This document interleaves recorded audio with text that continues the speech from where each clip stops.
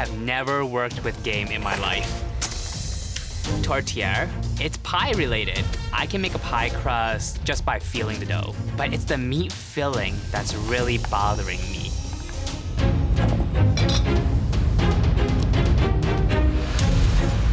Tourtière is a dish that was traditionally baked using the lesser cuts of meat. It would be the legs of game birds, the hind of game animals. It is one hefty meal. The pastry is an important part. This will be a bit of an interesting change because I usually do sweet things. You need to have the right thickness of pastry and try and keep it as crisp on the bottom as possible. If you roll that pastry dough too thick, it's going to be raw. There's no such a thing as a good-looking raw pie. No. Hit the top of the pie and make that nice and golden brown. 5, 4, 3, 2, 1. Pie out! Hands up! I think it looks great. The pastry is beautiful. It's looking nice and flaky, and I'm really happy. Christopher. Everything is riding on this tourtière, and I don't know how the filling is inside the pie. So this is a mix of bison meat and applewood smoked bacon. I flavored it with rosemary, sage, thyme, and bay leaf. The crust actually has a bit of cayenne pepper and black pepper in it. See that? It's very dense. It means the meat is packed nicely. All these little slits that you made, that released all of the air that got trapped inside. It looks delicious. Very moist, it's glistening inside. Taste that. Does that taste like a pastry chef made it or a savory chef made it? Savory chef. That's right. Great control of the spice and salt. Nothing's overpowering, it's all working in harmony. So it looks great, and it tastes even better. Thanks, chef. He's got mad skills. Moist, flavorful, very nice. Go back to your station. What about Christopher, though? He seemed to be really confident. Very confident. Well, Christopher, you know, the pastry man. I'm making my variation on an opera cake. It is a mixture of chocolate and coffee. It's a cake that I started in high school and has slowly been built up over the years by techniques that I've learned. I have 5 minutes to get this cake in. Need to get this in the oven. They got to get it baked and cool down, ready to start building their cake. Get in there, Bubby. And while it's cooking, you need to watch it because you may need to turn that cake so that it rises evenly and has an even color to it. Christopher, do you have any semi-sweet chocolate left? Thank you. You have 15 minutes left. Your cake needs to be out of the oven. Come on now.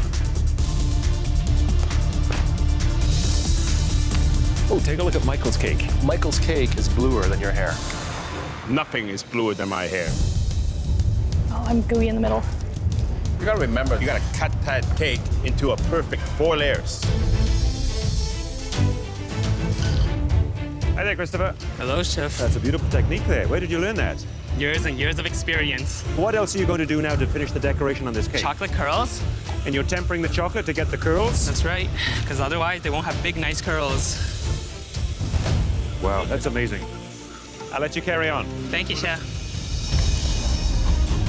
The second cake we'd like to see was made with a level of technique and confidence that was nothing short of breathtaking. And that cake belongs to Christopher. Please bring up your cake. This cake really shows off who I was and who I am now. Today, I've done an opera cake, coffee praline buttercream, ganache between the layers, and it's layered all on top of a chocolate sponge.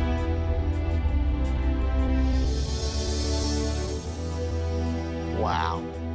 This is a league of its own. My mouth is watering right now. Thank you, chef. It all oozes out between the layers. It tells me that it is such a soft and delicate pastry cream. Beautifully balanced. Big hit of chocolate up front. A touch of that coffee comes in, and then just a slight crunch from the praline that you pureed up. For me, it's best in class. Thank you, chef. Chocolate hits you, and then the coffee comes, and after that, textures of the hazelnuts. Definitely one of the best cakes I've ever had. Thank you, chef. I'll be happy for you to do my birthday cake. Please stand down the front. Before we start the clock, there's one more layer to this challenge. One that David doesn't even know about. A twist that will put all your skills to the ultimate test. In the pantry, you all chose the ingredients that you need to make your dishes truly sing. Now, we want you to leave those ingredients behind. Oh, jeez. As you each move to the station in front of you. Oh my God. Really? I had a game plan. I was going to win this challenge. It's mind-blowing. I'm hoping whoever I'm switching with has something half decent in there. Today, you'll be cooking with another home cook's chosen ingredients. I see Christopher's basket and I see dried Mexican peppers, maple syrup. I have no clue what this kid was gonna make. This challenge is all about adapting. If you do not adapt, you get wiped out. This is Michael's basket. I've decided to make a snail paella. It has chorizo in it, tomatoes, and it's seafood. Just gotta trust my intuition, make a beautiful dish, and not go home today. 10, 9, 8, 7, 6, 5, 4, 3, 2, 1. Hands up! I'm not impressed with myself. Oh, boy. I'm looking down at my dish and I'm like, this is badass. I'm happy. It's reduced nicely, it looks beautiful, it's super colorful, and it smells great. It is snail paella, so there's tomato, coriander, I diced some bell peppers in there, and I just finished it with the diced conches and the periwinkles at the very end because I didn't want to overcook them. You had to get inside Michael's head to create this particular dish. How was that? I realized that sometimes you just have to rely on your sense and your intuition and just taste your way through it. And if you believe it's delicious, then you'll make a delicious dish.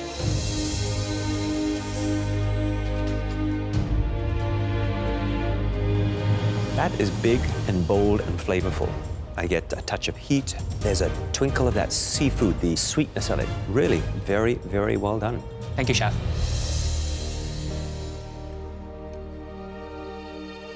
This is a paella that I can eat over and over and over again. You had Michael's box. Yes, Chef.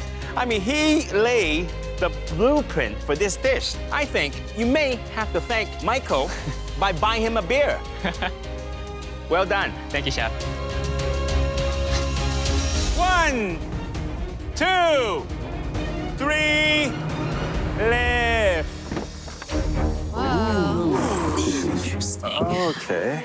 I lift up the mystery box and I'm seeing some dried legumes and a couple vegetables. Oh my gosh. I see seeds, some tofu. I have no idea. What are we doing? Not the ingredients that you normally would think of when you think comfort food. Tonight, you'll be creating a comfort food dish using only plant-based products. It used to be that the vegetarian option was simply whole the meat. But we've come a long way with plant-based proteins like tempeh, seitan, and beans. I am completely unfamiliar with everything under this mystery box. Normally at home, every night, there is a protein that is the focal point of dinner. Your dish can either be savory or sweet and come from any culture you desire. The world is your oyster, or whatever the plant-based alternative is for oysters. When I hear comfort food, my mind immediately goes to desserts. Today I'm doing a play on a Chinese dessert, which is a tofu pudding. I'm making my own take on it by doing a panna cotta to make it a little bit more elevated, and I'll be adding some other components to it as well. In MasterChef Canada Season 2, the dish I was most proud of was my cake. In 1.5 hours, it's not easy to bake a cake with so many different components. Thinking back, I really pushed the limits. This is a league of its own. My mouth is watering right now. I'm still impressed by what I did back then. With this one today, I need to really bring my game if I want to win. There are a lot of delicious vegan desserts, especially in Chinese cooking, so I'm really hoping that today I get to show off to the judges. My expectation when it comes to desserts are up here, as high as they can possibly be.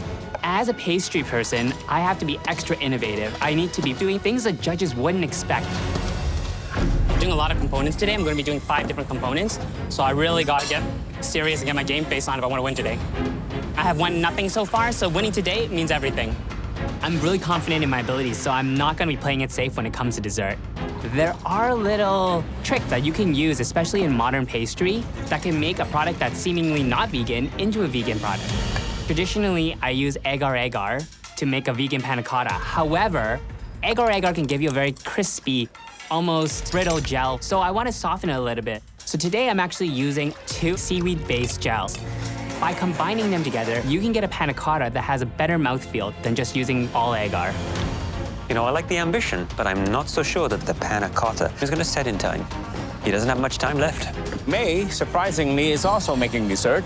She's making dumplings, and in that dumpling is going to be a carrot cake. I like that. So a carrot cake dumpling. That's a beautiful idea, actually. So it'll be interesting to see how she can mimic cream cheese with vegetables. As a cream cheese alternative, she's using tofu and beans. And beans? Yes, tofu and white beans. With panna cotta, it's always a risk because you might not have enough time to get it to set. Let's see how it is. Traditionally, using these 2 seaweed gums requires at least 2 to 3 hours of wait time. I'm hoping that by increasing the concentration, it's gonna set faster. If the panna cotta isn't set, I'm not gonna have anything to plate and present to the judges. Work for me. Come on. My panna cotta is not set, and there's only 5 minutes left. My original plating would have been this beautiful panna cotta that's shaped like a rectangle, but now I'm stuck with plating in a bowl. It's not the ideal plating I wanted, but it's better than not having one. 2 minutes, only 2 more minutes left. Oh my God. Shoot. Okay. I want to see beautiful presentation. Last minute pomegranate reduction. Coming out of the oven. I'm looking in at the pie dough, and I realize it looks a little pale. 1 minute, you have 1 more minute left. Come on, get it going, 1 minute. Let's go. Let's go. I'm rushing on my plating, but I'm also trying to stay calm so that the plate doesn't look messy. I know at this point my dish isn't going to come out exactly the way that I conceptualized it, but I'm gonna get this done. I have no choice but to impress. 10, 9, 8, 7, 6, 5, 4, 3, 2, 1. Hands up! Well done, guys. Well done, everybody. You guys are awesome. Holy smokes. Do it. Christopher. I know the flavors are there. I really, really want to win this one. Today, I've drawn from comforting desserts I had as a child, particularly tofu pudding and also the almond soup. I've elevated them by making a tofu coconut panna cotta. We have a yuzu passion fruit fluid gel, a bit of meringue for crisp, a black sesame crumble, and almond black sugar ice cream on top. Wow. Presentation is quasi-modern, which is innovative and fresh. A bit of a twist. The flavors, to me, bring a sense of peace and calm and sophistication. The texture of the panna cotta, quite nice. Well done. Thank you, Christopher. Ah, Christopher. Chef Alvin. Very nice. We both come from Chinese family, and I remember those tofu puddings, coconut soups. Chinese kind of desserts was something that's also very close to me. It's there. It's light, it's airy. This just takes me back to my childhood, which is going back further than yours. Thank you, Chef. Well done, Chris.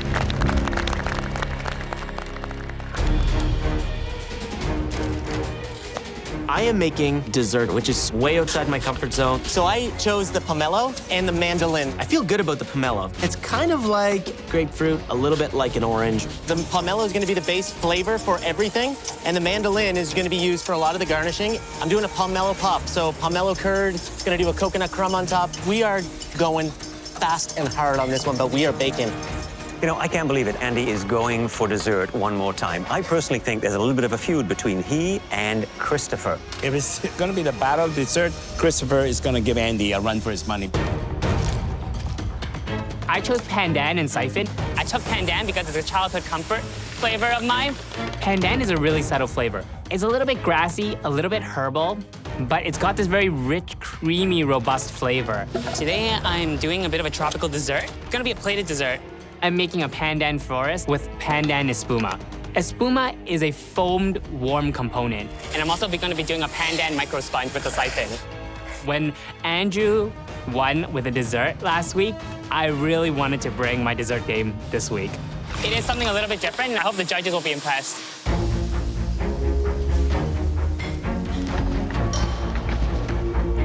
That one's looking good. 10 minutes, only 10 minutes left. Okay, what do I need to do now? It's hot in this kitchen. I am sweating. I'm calling my dish Into the Ravine because when I was a kid, we had a ravine behind my parents' house, and I would always go down there and walk around in the woodsy areas, you know, play with sticks and branches, and it was just a big part of my childhood growing up. I've got 10 things to put on this plate, and if I mess up even one of them, I have to start all over. I'm making caramelized milk logs, so it looks like there's branches and dead fallen trees around, and then mushrooms. I'm gonna start with the espuma on the bottom. I just need to block everything else out and just focus on what's in front of me. 15 seconds. Jeremy's cutting it very, very close. 10, 9, 8, 7, 6, 5, 4, 3, 2, 1. Hands up! Holy crap. Christopher, please bring up your dish. I'm nervous because my dessert is high concept, and if it doesn't translate over to the judges, then I just have a mess on a plate. My words were siphon and pandan. I would call this dish Into the Ravine. I used the siphon 2 ways. I've done a pandan coconut espuma on the bottom, and also used it to make a steamed micro sponge on top. There's meringue mushrooms for some crisp, a pistachio crumb, some caramelized milk logs, and then just some red currants and yellow currants for some acidity. Wow. I must say, I am lost for words. It's so pretty that I don't want to eat it. There's moss, there's mushrooms, there's soil. This is so beautiful, but does it taste as good as it looks? I love the soil. The pandan is definitely there. And you had to put it in strong. It is very light and delicate, and you handle it well. All the flavors, they come together. The crispiness, a bit of saltiness from the soil even, it goes very well with the pandan. This dish, to me, I'm lost for words, as I said. And that doesn't happen to the Demon Chef. I'm emotional. That says it all. Thank you, Chef. Thank you. Good job. I think that today is gonna be finally my day to win. We've discussed your dishes, and one thing is crystal clear. This competition is a heavyweight battle like nothing we've ever seen in this kitchen. Please come to the front, Christopher and May.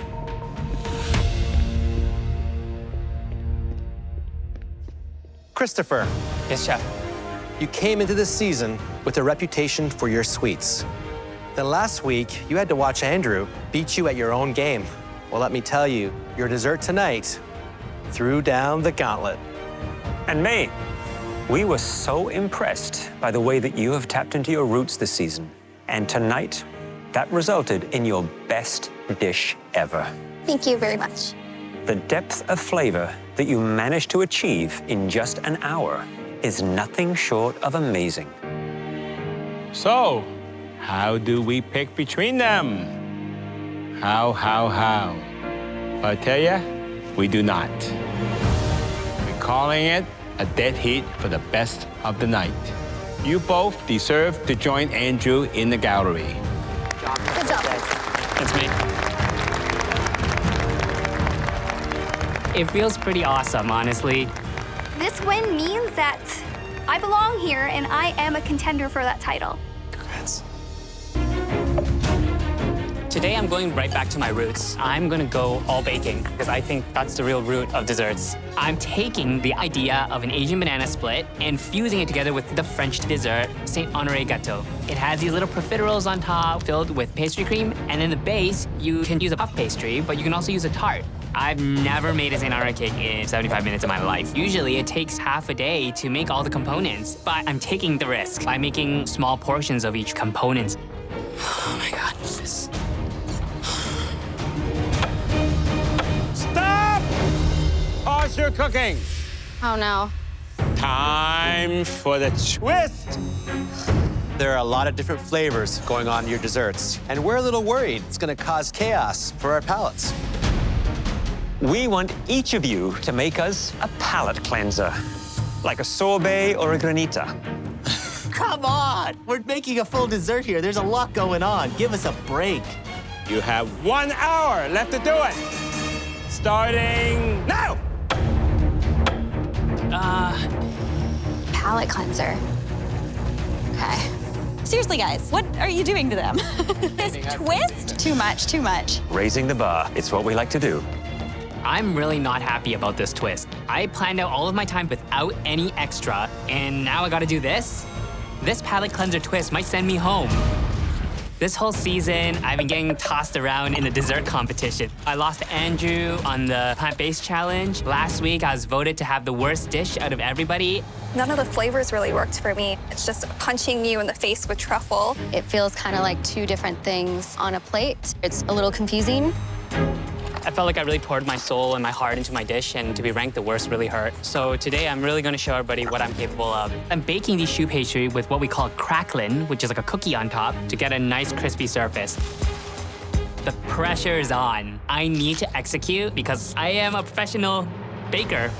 Christopher. How are you guys? This week is payback time, right? I certainly hope so. But I'm gonna go right back to my roots. I'm doing baking full out. I'm gonna be doing a play on the Saint Honore cake, which is a classic French pastry. So what's a traditional honore cake? The traditional Saint Honore cake, you have the puff pastry on the base, and then you have the cream puffs on top. But today, I'm gonna be using a tart as a base, a banana financier tart. Bring in the banana. Then each of the cream puffs will be filled with a different pastry cream. I'm gonna have a matcha, a red bean, and a chocolate. Each of the cream puffs? That's right, we'll have a different pastry cream so that the whole thing is a banana split, but in a French pastry style. Oh my gosh, this sounds amazing. I'm so excited to see what you do. I got a lot to do, so fingers crossed. All right. I know you got revenge in mind, but remember, revenge is best served sweet. Okay? Thank you, Chef.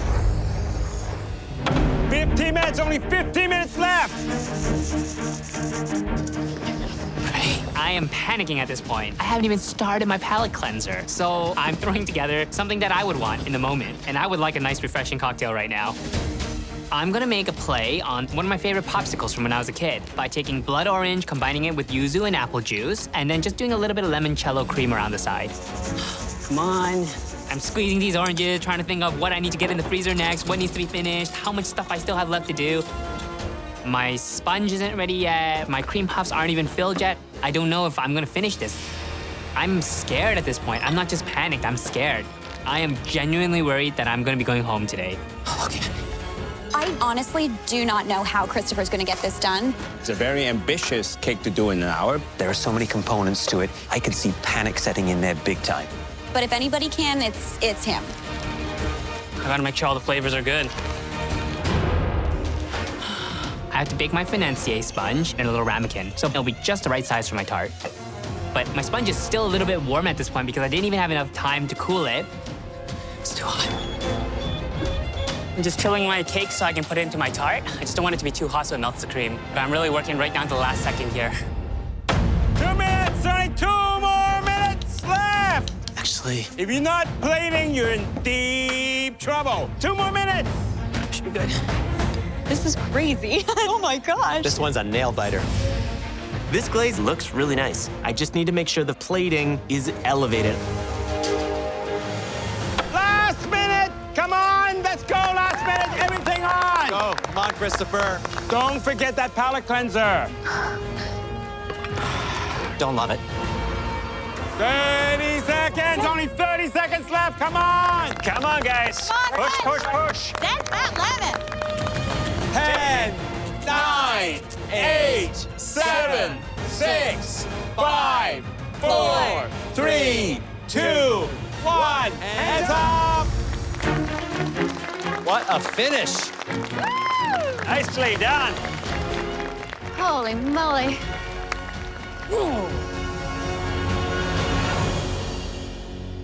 We're dying to get a closer look at your desserts. But first, we'd like to thank Mary for joining us. It's been so amazing being here. Looking at all the things you guys made today, I am absolutely blown away. Goodbye, good luck. Cook your hearts out. Thank you so much. Thanks, Mary. Thank you. Bye, Mary. Bye, guys.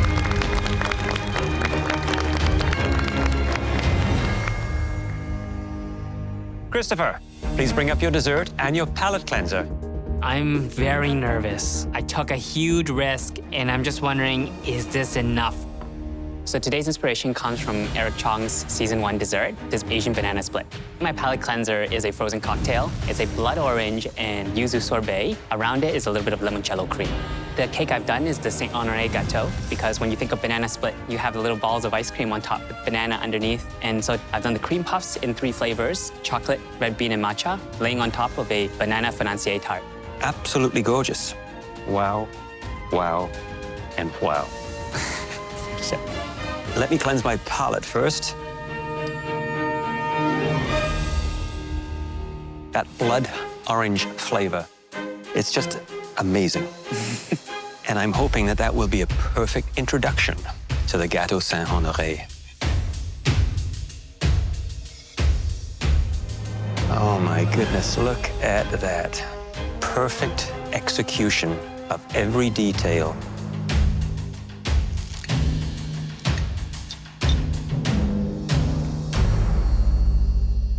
The pastry crust is perfect. Crispy, crunchy, that wonderful, rich pastry cream, flavorful, and then that caramelized banana in all its glory. It just shines. Thank you, Chef. We asked for legendary, and I think you've delivered. Thank you. Thank you very much.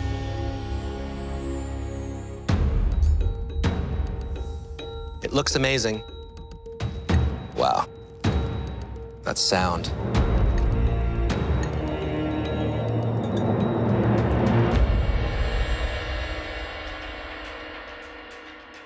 This is not the best tasting dessert I've had in this season. It's the best in 7 seasons. Incredible.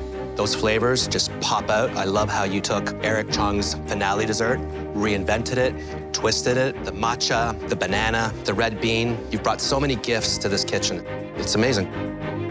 Thank you, Chef. Woo! Yeah! Good job, Christopher. Nice work. I'm so proud of you. Son, you make it to finale now. I'm so proud of you. I'm so happy that you never gave up your dreams in cooking and baking. I have no doubt you will become a master chef. In my mind, you're already there. But no matter what, we'll be here waiting for you to come home, give you full support. Hi, Chris. Oh, I miss you so, so much. I wish I could be there in person to support you. I know the MasterChef Canada title has been your dream ever since pharmacy school. And remember, no matter what happens, you've already won the hearts of so many people, including my grandmother, who's watching over us and cheering you on from above. Oh. I love you so, so much. Oh my goodness. So Christopher, you met your fiance in pharmacy school, and she thought she was marrying a pharmacist. Little did she know. We've been through so much together. After I graduated and before I started the bakery, and I was busy trying to save up funds to open it, were probably the hardest times in my life.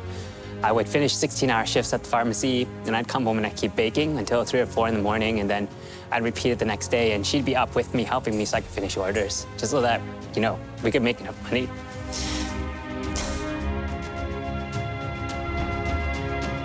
So she's really been my rock, and I would love to bring back the title for her. We've never had a 3-way race, and these 3 competitors have very unique approaches to cuisine.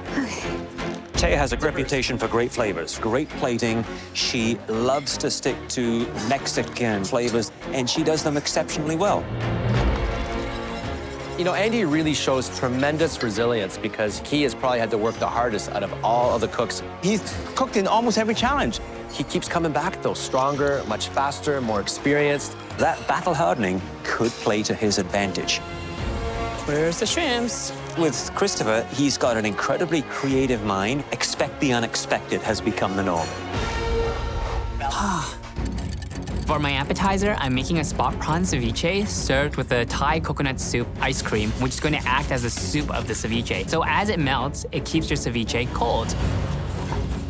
I'm doing this appetizer for my fiance because we were supposed to have a destination wedding in Thailand. So since we couldn't, I'm gonna try to bring a piece of Thailand to my appetizer today.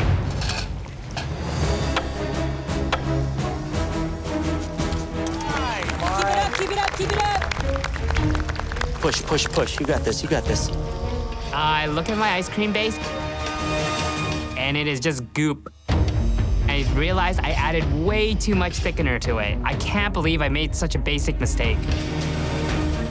Christopher looks really stressed right now. Come on. I knew coming into this course exactly how much starch I needed to add, and I still managed to mess it up. I'm panicking. No, I need to thin it down a little bit. I put a little too much starch in it. Come on. The only way I can fix it is by blending it with more chicken stock and cream. Good call, Chris. Yep.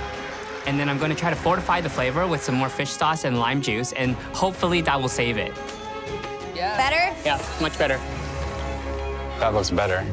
Now, I hope I have enough time to finish it in my ice cream maker.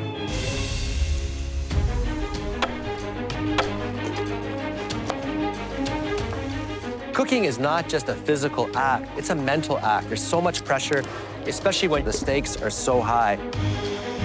I'm 100% worried about the balancing of flavors. I want a pronounced cucumber flavor, but allow the fish to shine. Take a look at Taya. She is using the Miele vacuum pack drawer. I've put in lime juice and extra cucumber juice, and then it will compress all into the cucumber. So it's like extra juicy. And that has infused them with flavor. So cool. Lots of cucumber. 10 minutes! 10 minutes to your first course! Okay, where am I at? Back home, if you order a seafood platter, it's basically a pile of fried seafood. I need to make this refined. I'm worried. Andy has a lot of different seafood for his appetizer dish. It has more moving parts than the other two home cooks. I'm checking my ice cream, but now I don't have enough time for it to set in my ice cream maker. I don't know. What can I do to freeze this ice cream in the last minute? Can I get liquid nitrogen? And here comes the science. I'm gonna try and pour liquid nitrogen into my ice cream machine to cool down my soup really rapidly so that it can finish freezing. Okay, come on, cool for me. Liquid nitrogen, it's risky, risky business. If you add too much to your ice cream base, it will turn into rocks, and it will actually seize that machine. It will stop it from churning. He's got it, he's got it, he's got it, he's got it. Yeah, Chris. There you go, Chris. There is a bit of a risk, but I have no choice. I had to get this done. 2 minutes. You've got time. You got this. This whole competition is gonna come down to the smallest of details. Andy, that looks so good. I'm fanning away the smoke from the ice cream machine, and I look in, and my ice cream's starting to set. Yes, Chris, beautiful.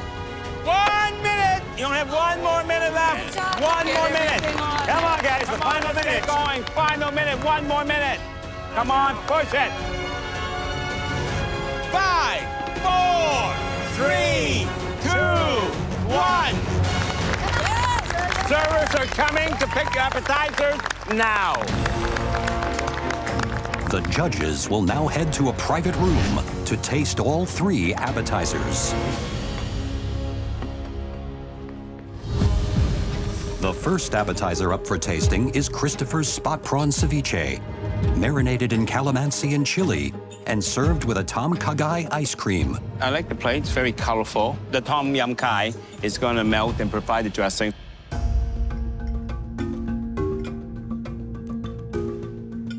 These flavors are super dramatic. It is really about the tom kha being so icy cold and super refreshing with a little bit of heat to it. Those gorgeous, sweet, tender, succulent shrimp served raw are just loving bathing in this bath of wonderful flavors. Overall, great control of flavor, acidity. I wish there was a little more of the calamansi dressing because it had wonderful depth of flavor, but you needed more of it to cut through the heaviness and the richness of the coconut. Just a little bit more. I'm doing a duck breast with a smoked tea egg and a taro nest. Duck breast takes a long time to cook because of the huge fatty layer. And the only way you're gonna get a nice crispy skin is if you cook it down and render all the fat out of it. I'm trying to make a jus right now with my leftover duck pieces. I'm loving watching Chris right now. Almost there. That's just incredible. My taro nest eggs look great, but the duck breast is the star of the show, and it has to be cooked to a perfect medium rare. So the duck breast is coming right now. It looked beautiful. Oh, beautiful. 1 more minute, last minute. Get it on the plate. Gotta see if these are done. Come on, you guys! Push, push! You got it, Dandy, last time! Get it all down! Good job! 5, 4, 3, 2, 1. Entrees are now due. The servers are coming. Keep working on your dessert. I can't believe there's still another hour to go. I'm exhausted. The last entree up for tasting is Christopher's. A seared duck breast served with a beet jus, smoked egg in a taro nest, and a celeriac puree. I like the plating. I love the egg with the taro root nest. I love the gold leaf. Every element here is interesting. Beautiful sauce on a beautifully cooked duck. I can't wait to cut into this. I am really intrigued by this egg. It has to be medium, creamy center. I tell you, there's a lot riding on that smoked egg.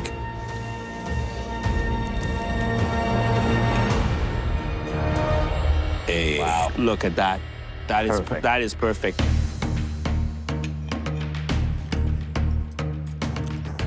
The cook on Christopher's duck is perfect. It's well seared, it's well seasoned, it's well rested. The egg, I think, is sensational. That custardy center. Every element here is done to perfection. Overall, a very ambitious dish. It really worked. Left. I'm known as a dessert guy. I can't make a mistake on this round. Hey there, Christopher. Chef Michael. So, dessert. Tell me all about it. So this cheesecake is a play on a traditional Chinese dessert, which is called mango, pomelo, and sago. I'm going to be infusing it with that cheesecake me and my fiance really love. So where's the wow factor in this cheesecake, Christopher? So it's going to be cheesecake foam filled with mango, pomelo, and sago mixture. We're going to get a little bit of a brown butter crumb, some lemon sponge, and some passion fruit meringue, and some coconut snow for lots of crispy texture, brightness, and a little smoothness from the cheesecake. Christopher, I'm going to let you deal with that, and good luck. Thank you. Okay, so that one's done.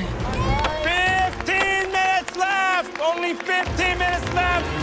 I've got my sponge here, I got my sago here, I've got my meringue in the oven. Come on, you guys. This is crazy. Come on, Taya. I'm going as fast as I can. Once I get this done, I'm gonna focus on my ice cream. It's gonna be busy. Bring it right to the end. The coconut snow is going to be the ice cream component. Can I get the nitrogen back? The liquid nitrogen is coming back out again. I need to spray my coconut foam into the liquid nitrogen and break it up with a whisk while it's coming out. That way, I get these beautiful little particles of crispy ice cream. Very cool, Chris. The technical creativity they're bringing into these desserts, it's top level. They are not making this easy for us. Come on. Take a breath, take a breath, take a breath. Looking good, looking good. Looking real good. 10, 9, 8, 7, 6, 5, 4, 3, 2, 1. It's up!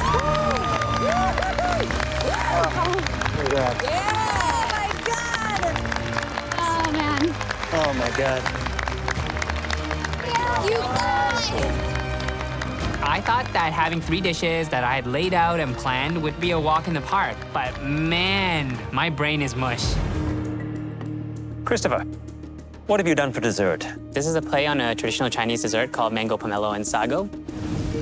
So you have a small isomalt bag that's filled with diced mango, shredded pomelo, and some cooked sago. On top, you have a mango cheesecake foam. Around the bag, you have some coconut snow, passion fruit meringue, and also some lemon sponge. Did you get all that? Yeah.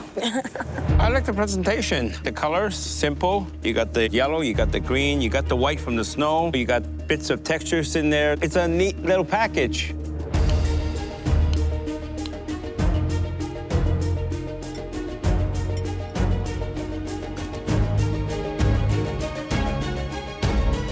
I don't like this. I love it. I like how light the passion fruit mousse is. I like the little sponge pieces of cake that are just studded around. The isomalt basket is really smart instead of sugar because isomalt really breaks down very easily and it can handle the moisture of the passion fruit mousse. I think overall, it is one of those show-stopping desserts. I, too, love the exotic notes, the rich mousse that sits on top. But I would have loved to have seen just a little bit more of that diced mango as part of it. After a long and difficult discussion, we decided that one cook left a more lasting impression. That competitor will win $100,000, this trophy, and the life-changing title. This year's winner and Canada's new Master Chef is...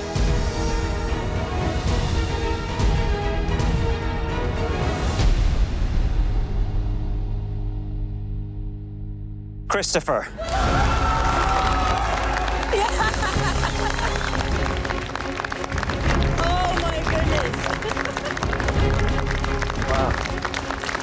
Congratulations, Christopher.